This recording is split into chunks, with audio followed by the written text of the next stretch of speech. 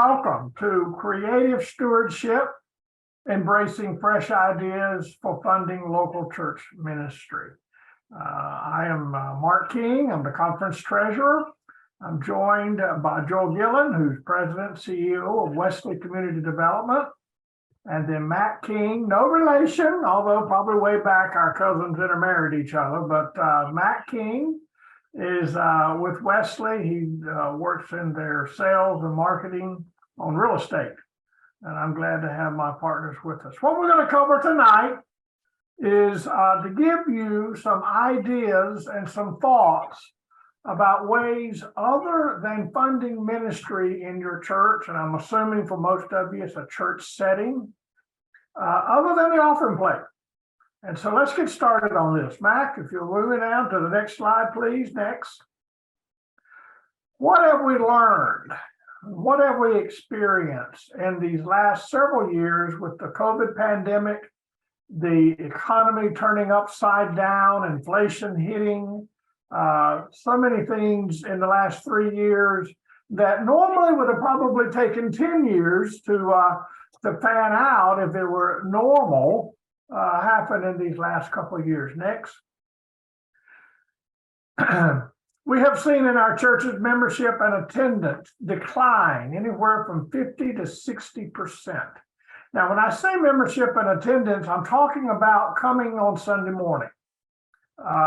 People got very used to being able to sit at home in their pajamas and live streaming services. And honestly, folks, I hate to say this, but not just your church or their church that they were members of. With this live streaming, they can go all over the country, all over the world. And so a lot of times on Sunday mornings, they may be, depending on how dedicated they are, they may be seeing 2 or 3 church services in different places. So they're going out and they're seeing a whole new world for them.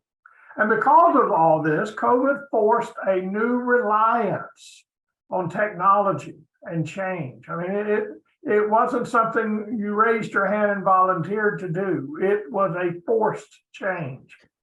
And for a lot of folks, it was a hard change. It was a difficult change. It was one in which they weren't prepared for, they didn't really want to do, but it happened. And for some of those who were resistant at first, now love the idea of what technology has allowed the church to become and to do. Believe it or not, financially, most of our churches have held their own. We've had less closures during this period than we were having prior.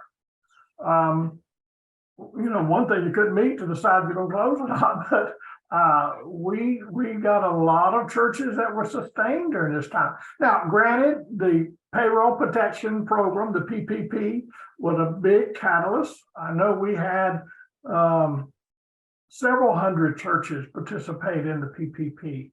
And then the annual conference was also providing benefits at no cost to our clergy or to the churches. We were abating those charges.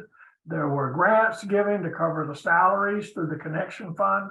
So, it all came together, but believe it or not, most churches held their own. Next. Which forced prioritizing. And that's not done yet.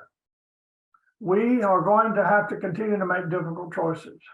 The day of where we want to be everything for everybody, that's gone. That's not going to happen. Some churches are having to force to choose between, do they focus on teenagers or do they focus on elementary children? Do they have a strong music program or do they have a strong mission program? Prioritizing is critical. And a lot of times we think, having all these mini programs was a luxury, but I'm talking about getting right down to 1 or 2 things that a church can do well. Is where the focus will need to become. And of course, that means normal, whatever that was, normal no longer exists. Next. What do we see trending? Okay.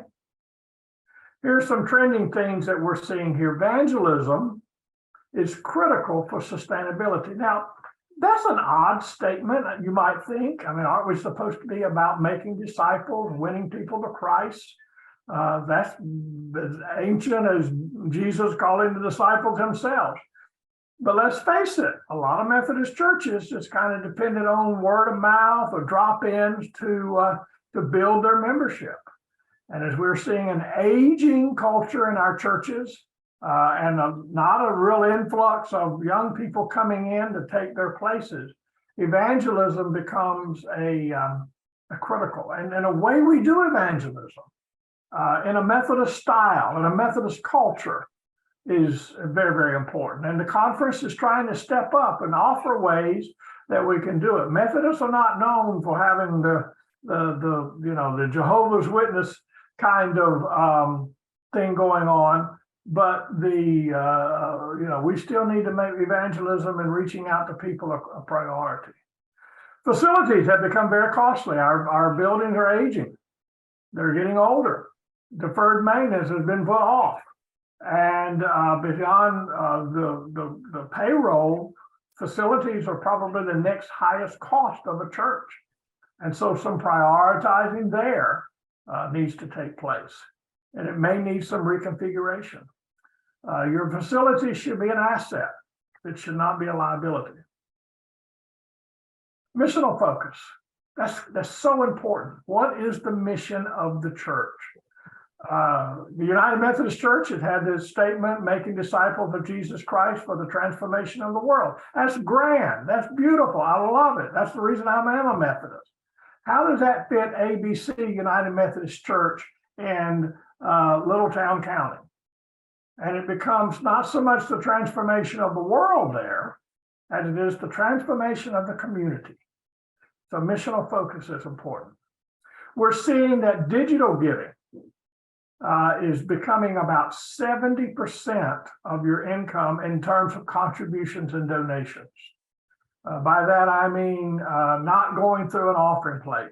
People are giving, having banks send checks. They're doing electronic giving.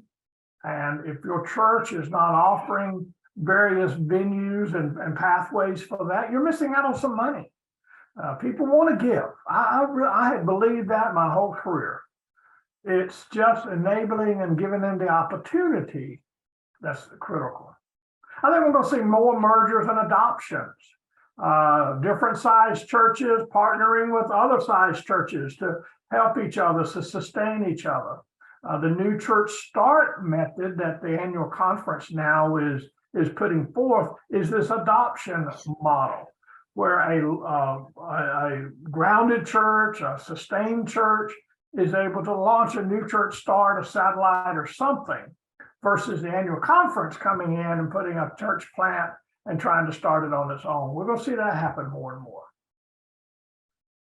Remote working is here to stay. As an introvert, I'm the kind of introvert. Let me just tell you the kind I am. I'm the kind of introvert, when I go to the gas pump and for whatever reason it says see cashier, I get in my car and drive away.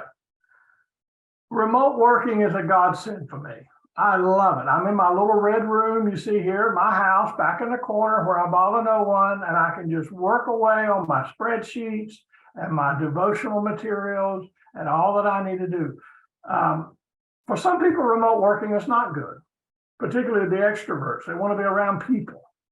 But we are seeing this trend continue, even some kind of hybrid model where they work some from home and some in an office.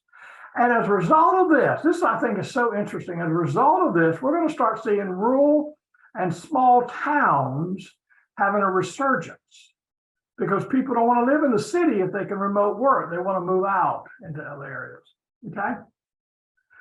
And the core church members, that core, and we all know who that core, the 20% that does 80%, they're more committed than ever. They're stressed, they're anxious, but they're still there. And structure needs to be simpler. We just got to work on that. And I'm talking about your leadership structure, your committee structure, things like that. What are some new strategies to employ? I'm going to run through these very quickly, but instead of a y'all come, which has been the traditional focus of our churches, it's a let's go. Where can we go and bring ministry? Where can we go and offer Christ's love in various places? Success has to be redefined. It's not in numbers, although you can never discount those completely. It has to be in fruitfulness. And what is the fruit of the lives that a church is touching? I think smaller may be the most norm. Jesus didn't have a mega church; he had 12, and from there we grew and went forward. Small groups, smaller communities, small mission focus. That could be the norm. We want to care for that core because they are there. They're committed, and they need to know that they're important and they're needed. Outside the box thinking on facilities, we're going to cover that in just a little bit. Technology is here to stay. Live streaming, hybrid, both and that's not going away anytime soon. New people become the must reach. Stewardship is equally about giving and managing, both of these. Pastors may become more bivocational. And we're going to talk about this in just a minute. Churches have more tent making opportunities. You know that analogy. Paul the apostle earned his income when he went on the missionary journeys by tent making. That was his vocation. And he was able to do that and then continue to do his ministry. So it's going to require an entrepreneurial approach. And I think that's exciting. I think that we have a grand opportunity in this, and that helps us to devise other sources of income. Next. So one thing that I want to land on, and for those of you, you might have come to this similar workshop we did last year on this area, is that I shared this concept as well last year. We are in 21st century American capitalism. The United States is the greatest mission field in the world right now. And we have an apparatus of our economic system that can be very oppressive, very inequitable, but we can take advantage in the church and some of the pieces of it to turn that around. No law prohibits church from engaging in free enterprise. Now, there's this thing called unrelated business income. Let me just say a word about that, to put that aside. But you can do other things that do not impact or do not relate itself to your nonprofit status. As long as it's 30% or less of your income, that will not be jeopardizing your nonprofit status. And don't assume all income other than donations is unrelated business income. There are things that you can do that furthers the mission of your church that you make a little bit of money on. And even if you do have to pay unrelated business income tax, remember this is 20% of your net income. 21% of your net income. Now that means you take your income and all of your expenses to get down to net. And if you do have to pay 21% on some net income, let's face it, that's 79% that you didn't have yesterday. So it doesn't have to be, oh gosh, I don't want to have to pay any tax. It doesn't have to be the BONO. You may lose your property tax exemption if you engage in some free enterprise, but again, that becomes an expense and that gets that net income lower. And just because counties have different ways of attributing to that, you may want to look at dividing up parcels of land between exempt and non-exempt. And an example of that is your parsonage. The pastor wants his own home, her own home. They love that. So you got this empty house sitting there. You could sell it or you can rent it.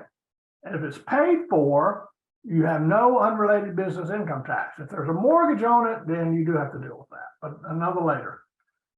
But if you're sitting there and you can rent it out, you'll probably you'll lose your property tax exemption because you're not using that for the sole purpose of the church's mission. That's okay. Pay that property tax. Make sure your rent income covers enough of it to still give you some additional funds. Insurance, business plan structures, these all need to be considered. So I'm wrapping up my part right here. I'm going to show you a whole bunch of examples. Matt, go ahead and just flood them up. All these are examples that I have looked at, I have seen being worked.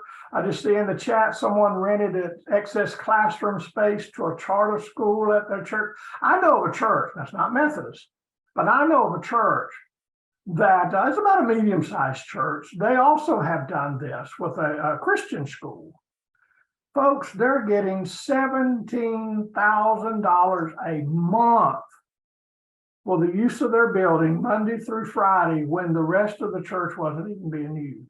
What would you do with $17,000 extra a month?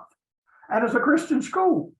So there again is a private Christian school, independent, it's on board, has its own insurance, all that good stuff. But they are furthering the mission of this particular church in that. Farming. I mean, so many of our rural churches have acres of land. And one of the biggest movements going on nowadays is farm to table. So, you got a lot of space in your fellowship hall. You're not using it as much. An exercise gym, sports clinics, concerts, rental. I know some churches, they got a commercial kitchen. They've turned it into a bakery. And they're bringing high schoolers in, teaching them how to bake and cook, and turning around selling their goods to the community and making a little bit of money on it. I'm going to turn this now over to Joel and let him share some things that Wesley is doing related to real estate. Joel? Thanks, Mark. Good evening, everybody. So Mark tells you about the introvert and extrovert. He's in his home office. I'm in our office in Huntersville. So you're getting the alpha and the omega. We are focused on how can churches go through this time of disruption and reposition property to be stronger and leaner on the other side. There's a couple of things that Mark said really jump out. So one of the first things is protecting the core. We have congregations that are aging and getting smaller, but they have given sacrificially for years, decades even, to get the church to where it is. This is not an easy movement for them, but one that they can be brought on to support and be a strong part of. We understand that a lot of these conversations, when it comes time to make the big decisions Mark referred to, can become emotional. And so, Mac, you want to move that? So things that we think are critical, down one, please. Things that we think are critical in these conversations. The first is to be honest with the congregation.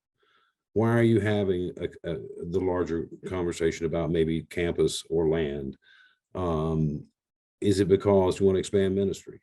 Is it because there's a financial burden from the campus that is no longer, the congregation can no longer carry? Be honest with them. There's no pixie dust to take us back to 1960. And so, the faster we all understand that and the core understands it, the better things will move. Congregational support and unity. We are churches. We will never get 100% of people agreeing to anything, but as much as possible to get unity on the direction of the church. We've done a lot of visioning over the decades. Visioning is not a plan. A plan says this is how we can become sustainable. This is how we can grow. These are the steps we need to take. And so it is more of a business plan. And sometimes that's partnership with someone like Wesley or somebody like us who helps bring that real estate perspective to the table and marries up with the church's vision for who they want to be. So next. So what we try to do is we try to start all conversations with facts and data, which helps to kind of defuse some of the emotions. And we found that this has been very helpful in helping churches think through where they're at. The first is something like this. So this is a church. The red dots are the attendees, not the membership. There's a difference between the two roles. And drive times 5, 10, and 15 minutes. We'll also plot the purple, which are other United Methodist churches within the same drive time. That gets congregations talking about what's our proximity to others? How are they doing? Are they having the same conversation we are? It also tells you where you're drawing from. What areas might you want to look at? And then when we do ours, the blue circle is the centroid. That is, if you took all of your attendees and you went to this most central place for all of them, that's where you would be. So we take a look on a map, say, okay, what's the difference between that spot and where we are now? Mac. We like to also take a look at this. This is a number of churches we did a study for. The dots you'll notice are multicolored. Each church has their own color. And what this helps, if we want to do a cluster study, it helps churches realize that there are 4 or 5 churches are pulling from the same neighborhood. If you're 4 or 5 churches pulling from the same neighborhood and everybody's struggling a bit, then maybe there's a larger conversation to be had. Next. The next we do is spatialization. And again, this is to help churches make factual decisions. I saw in the chat, rented a classroom space to charter schools, and we applaud the idea of renting space. What we try to do is bring the commercial real estate piece to it. So if you were to rent this office I'm sitting in, and on a per square foot number for this space, you would be paying me to be there. Because in order for me to use this office, I have to use part of your hallway, I have to use part of your bathroom, I have to use part of your office, I have to use part of your break rooms. So what this does is it takes the square footage of every room in your building. It then takes all the common area, which is what we call core factor. It assigns a percentage of that core factor to each room. So now you know how many square feet you're actually leasing to someone, which is the room and the core factor. We take your cost and tell you what that's costing you, because obviously you don't want to lease for less than it's going to cost you. And then we can give you advice as to where that number could be so that you could recoup your cost and then help fill the deficit somewhat. The next is a financial projection, and this is a tool we use that takes a great deal of information from the church in terms of your operating expense, your giving by decade, so 20 to 30 year olds, 30 to 40 year olds, 40 to 50, etc. It takes your down invested money or cash on hand, puts all that into a graphic formula, and projects. Then it takes an actuarial table and ages your congregation by 10 years. So once you're spending more than you're making and you burn through all of your escrowed and cash on hand, then the decision has been made for you. What this allows us to do, though, is once we show this to a congregation, we can go back into the inputs and say, okay, what would happen if, and run scenarios. What happens if we bring in more young people? Well, that's great, except you need about 15, 30 year olds to replace one 60-year-old. What happens if we didn't have as much maintenance costs in the building? And we can change that and work with churches to come up with a sustainable path based on just running numbers and letting people dream a bit. Some creative ways. So somebody mentioned charter schools, and so we're just going to run through a couple of quick things that we have done. This is a charter school on a church property. The church property is blurred on the left side. The map you see on the right is the charter school. This is a ground lease. Church puts in no money, takes on no debt guarantee, retains ownership of the land. At the end of the lease, the church will also own everything that's been built on the land. Cash flow is pretty significant. A 50-year lease with an average of $80,000 a year, and that's just without any exposure to taxes or any other expense. It's just an income to the church. Joel, before you go further, let me clarify. When you were doing the financial analysis based on giving, and you present that report, then you come and take one of these projects or look at one of these entrepreneurial ventures, and then you reconfigure that into your cash flow analysis, and that changes the picture dramatically for most of these churches that engage in this. I wanted to make sure that got pointed out. Yeah, correct. So like the one that we just looked at with the charter school, we could run that before the income of the charter school, then we can plug that number in. And it helps us when we're working with churches that are thinking about doing something with the real estate. We can run those numbers before they've made a commitment to do anything. And that helps say, okay, we really need to generate X out of this transaction to be able to become sustainable. It's a very interactive tool. This is a project we did where when we redid the church, we redeveloped the church building, which is on the left side. We actually subdivided the piece of land. So the circle and L-shaped building on the right has not been built yet, but we now know we can. This is a highly active retail corridor. And so when we did the renovation on the left-hand side, we put all the debt on the church building. We left no debt on the subdivided piece of property. So that property can be developed at any time without having to reconfigure guarantees and debts. It's free and clear and ready to go. This is a project that 2 churches merged. And I think we're going to see more of that. What that does is it creates two campuses. So the churches selected a campus that they thought was best for growth for them and moved to that campus. This piece of property is being redeveloped. The church put in the building, no cash, no debt guarantee, gets their value of their land back first, and then gets a 35% share of the profits. So it almost doubled what they would have gotten off of just a straight sale.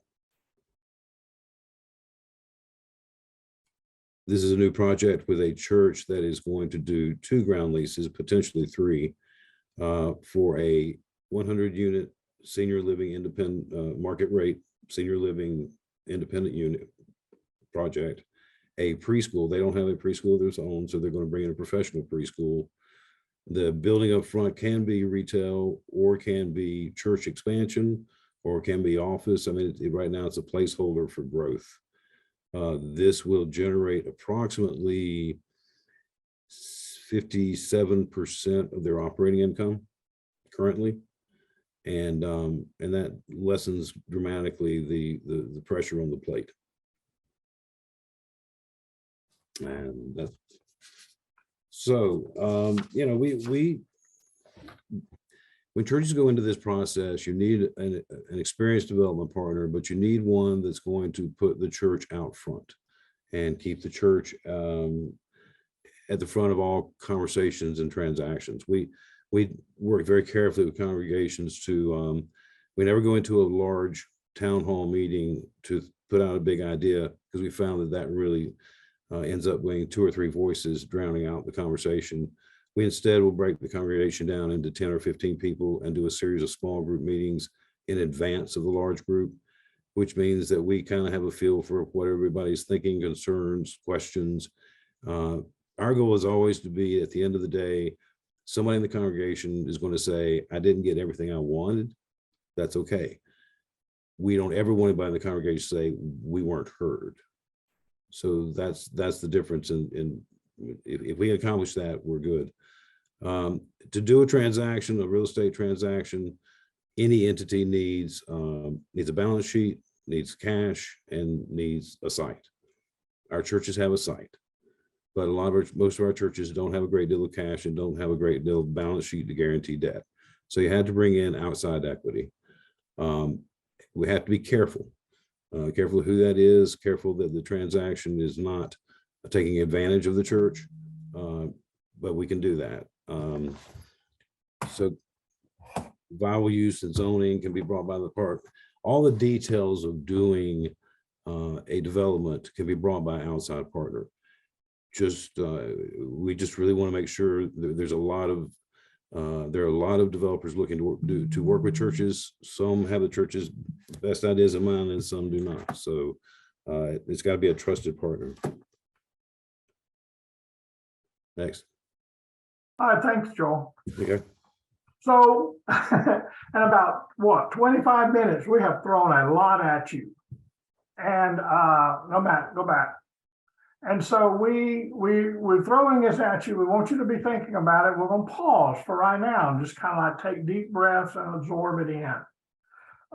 The main gist of what we wanted to share with you tonight are possibilities, and to start getting you to think a little bit about how your facilities and how your congregation can move to become assets in the community in ways you've never thought of.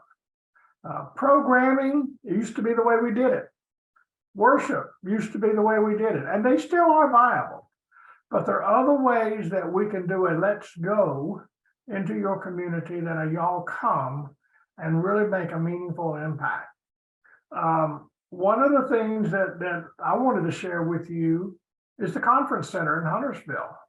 We entered into this idea of being able to lease out half that space to be able to build what we needed, an office space and then a conference space. And we were able to rent out the entire bottom floor to a tenant. And we try to be good witnesses to them. We try to be accommodating, good neighbors to them, but they're providing the income for the running of that building. Our only costs really are our supplies, paper, copier leases, technology, things like that. But utilities and insurance and everything like that, the tenancy is covering. And guess what? That means you don't pay for it through apportionments. So we get to take that cost out. And if I can jump on that, Mark, the other thing about the conference center, as many of you know, is that is LEED Gold. It has an 85 kW solar array on the rooftop, is net metered. That building made two statements, I think, for our denomination. One, churches can be financially sustainable. We just have to restructure. We're not silos any longer, and it's not because of the plate. But two, our buildings and our campuses can also speak to what we believe. We can, and if a sustainable planet, if creation care is something we believe, we can use our buildings to make that statement as well. Exactly. So a couple questions are popping up in the chat, and we invite you to look at some and be thinking about those questions. Shawnee has a good one. I had a congregation say we can't use the building for anything else because it's been consecrated. Well, yeah, there'll be reactions, and you will get pushback. You will get resistance because you're letting strangers come into your sacred space, and you're getting messy a little bit with your money. That's why Joel's point, you've got to have a good plan. You've got to cover your bases. You can't just say, okay, well, let's just do this. A lot of groundwork has to be laid. It takes quite a bit of time. Wesley is a good resource to help you with some of these. Other partners are out there that would be a good resource to help you. Remember, consecration is not about keeping a space empty and clean. Consecration is about using a space for the good of God. And wherever Christ leads and directs us to make a difference in the lives of people, if we just, there's an old saying, a barn that is empty will be very clean, but what good is an empty barn? And we probably need to flesh some of those statements out. COVID protocols that could hinder rentals. Yeah. And I invite Joel and Mac to weigh in on this. We got to be careful today, and COVID has not completely gone away. I think it's hopefully diminishing, but it's still something we got to be very careful about. And maintenance, cleaning, whatever you need to do to keep your facility in a COVID environment free, you need to do. I think COVID protocols are waning, and as Mark said, we all sanitize and clean differently, etc. I think the bigger challenge for rental and bringing other folks into the building is security and flow. How do you secure the building parts that you're trying to lease versus others, and how does the building flow? We worked with one church that had a very strong food pantry and a very strong preschool, but you had to walk the preschool children through the food pantry to get to the preschool classrooms. That building doesn't flow well, so we repaired that. I think those are more of the issues that we'll see. Our building is going to look completely different. In 5 years, we're not going to have pews. We're going to have very open, very flexible spaces, and be doing a lot of very different things. And we have another church working with that has a young girl who's come and volunteers with their ministries 4 times a week, but won't come to church on Sunday morning. And the conversation is, well, maybe those 4 hours of volunteering each week are church for her. So we have some fundamental questions that our buildings will have to respond to as well during this disruption. So a couple of questions coming in, since our church facilities belong to the conference. Now, let me clarify that just a little bit. The facilities are held in trust for the United Methodist Church. The annual conference is the conduit for that. And yes, when you go into debt or when you want to expand on your property, you do need to go through your district's church building and location committee. But, in terms of the operating of that facility, it is very much the churches, the congregations. So don't feel like, you're just renting space from us for the time being. It's yours. There are just certain protocols we want to go through. You have to go through to protect the interest of the trust of the United Methodist Church. Fresh expression. Oh, I love that question. I'm just thinking off the top of my head, Joel, think with me too. you know, you may not own anything, but you could maybe lease some space. Is there a kitchen or a neighborhood cafe somewhere that you could do the bakery or do the coffee shop or do something that, you know, like any normal business would do? A lot of businesses lease their space. They don't own it. Services, you know, could the church start a groundkeeping service? And you know, I see these, everybody's cutting grass for a fee nowadays. They're everywhere. But that could possibly be an entrepreneurial, church would invest in lawn equipment and go, and for those who are on the flip side of the economic inequity, do their yard for free or at a discount and say, you know, we're doing it's the cup of cold water philosophy. There are all kinds of things that churches could engage in that you don't have to own your property. And for the fresh expressions question as well. So we asked, we you know, the last especially 4 years, we started asking some very fundamental questions. And the first one is, do you need a building? Just pure and simple. Do you need a building to be the church you want to be? We haven't asked that question for a lot of years, but it's a very viable, and Mark's right. There's a lot of places that you can gather that you don't have to own. So that's not a negative. All right, Mac, how about taking us to the next slide? I want to move this in a time where I want you to maybe have an opportunity to discuss this. I love the scripture, Revelation 21, and you know, we can debate all day long, is Revelation the blueprint for the end of the world? I think it's a powerful, inspirational message to every generation. And I love what John said here at the end of the book, when he said, I saw a new heaven and a new earth. The first heaven, the first earth, they were passing away. There's no more sea. I saw the holy city, the new Jerusalem, coming down out of heaven from God, prepared as a bride adorned for her husband. God is among the mortals. God is doing a new thing. And verse 5, the one seated on the throne, see, I am making all things new. And I really do believe what we're going through, it may look like a pruning, but when you prune a plant, that plant gets stronger and better and grows from there. And what we're seeing today are incredible opportunities. So what we'd like to do now is we'd like to engage you a little bit. And this is a big group. So what we thought we would do is just have about 5 minutes of putting you together in rooms. Mac, if you will prepare for go to the next slide.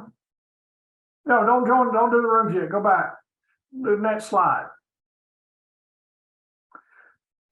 These are some questions we'd like for you to think about in your group. What intrigues you or excites you about some of these concepts? What scares or intimidates you? Because let's face it, there is going to be resistance. There's going to be some anxiety. And then is there one idea maybe you can take back to your church and glean? So we're going to give you about 5 minutes in a breakout group with about 4 other people and just bat these questions around a little bit and see what you think. Okay, you're coming back in. I hope that was a little helpful to hear from each other and discuss among each other. We got about 4 minutes left. Are there questions or things you'd like to raise or bring out of the discussions that might be good for the whole group?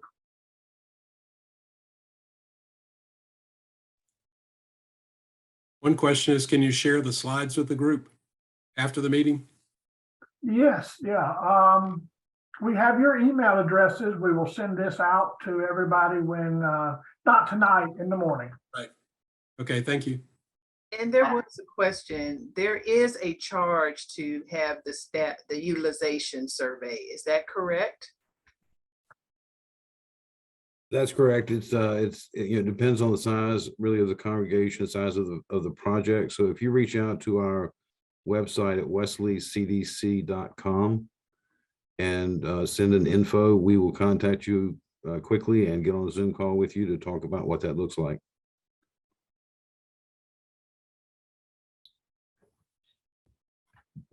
Will this be available after tonight that I could refer other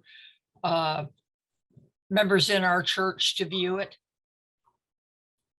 Mark, I think that's correct. We Yes, recorded. yeah, I'm not sure. we have recorded the entire session, and this presentation and the PowerPoint will be available. It'll be posted to the website, the conference website at some point, and be completely available for you to use. The other thing is, Joel and Wesley are offering it. I just want you to know that when it comes to initial brainstorming, initial thinking about things, we make ourselves available to you at no cost for that. I mean, I'm glad to bring some of my crazy ideas as well.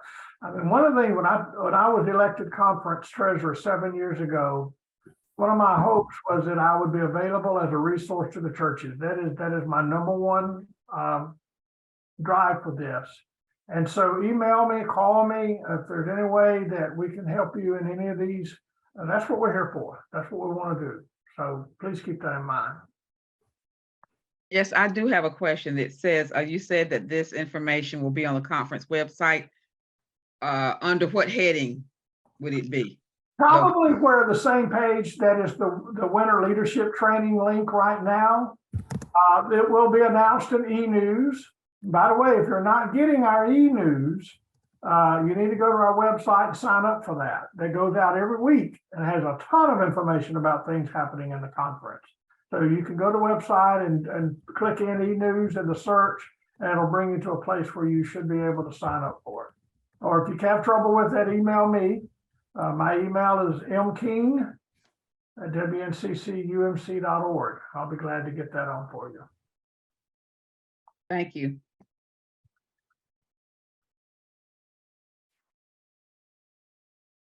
Any other questions?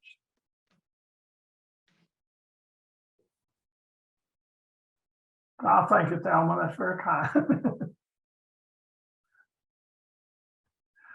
All right. Well, we want to thank you for tonight. The last thing we want to ask you to do is a survey.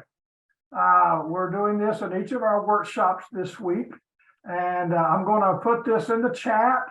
It's a link that you can go straight to and do your feedback. And let us know. We're very serious about that. Ways that we missed the mark, or ways that we hit a home run, or ways in which we just did running base hits. This will be.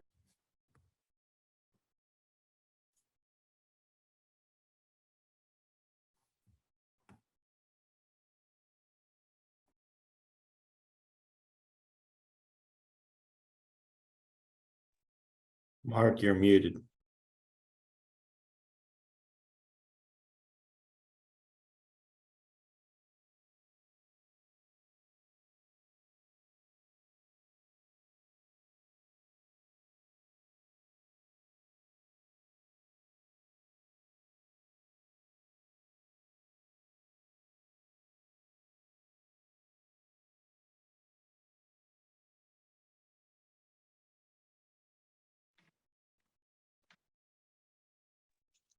You're on mute.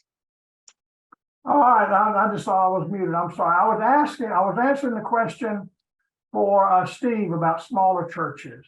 And I just want to say that's not a detriment. I think smaller churches, they have advantages of getting people together quicker and faster and news spread out. Just because you don't have elaborate facilities don't mean that there's not opportunities for you. Maybe, Stephen, sometime we could chat offline. Give me a call. I'll be glad to brainstorm some things, hear more about your situation. But the main thing I wanted to answer that question is our smaller churches are ripe for opportunity in many, many ways. You just got to start thinking outside that box.